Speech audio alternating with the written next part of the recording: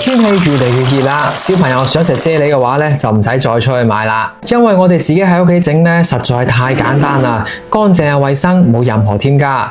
特別係成日上火、容易喉乾嘅朋友仔咧，一定要收藏起身啦。雪梨買翻嚟洗乾淨之後咧，將啲皮披咗，將佢切成薄片，再切成細丁，放入碗入邊備用。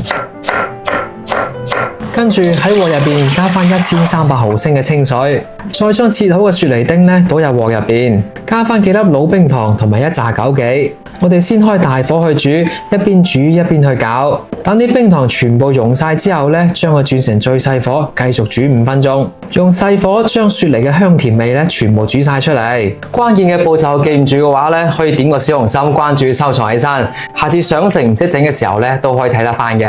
下邊重點嚟啦，我哋喺啲雪梨湯入邊咧加翻50克嘅白涼粉。試過好多間咧，始終都係覺得呢個嘅口感好啲，佢彈得嚟咧又唔黐牙嘅，而且咧凝固性好好多。屋企人多嘅話咧，拍嗰個1斤裝會抵好多嘅。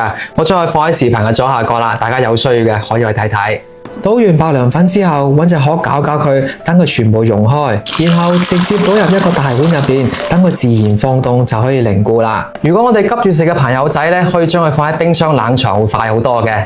時間到啦，我哋睇睇啱先嘅雪梨湯咧，已經凝固變成咗雪梨啫喱啦。我哋攞條牙籤沿住個碗邊咧，輕輕咁畫一圈，然後將佢倒扣過嚟，呢個啫喱咧就可以好輕鬆咁脫模啦。然後再將佢切成細細嚿，佢食起身咧 Q Q 彈彈咁，又清涼又滋潤。最緊要係自己喺屋企整嘅，乾淨又衛生，健康過出邊嗰啲超長保質期嗰啲好多。學識嘅朋友仔咧，唔好唔記得點翻個讚，加翻個關注啦。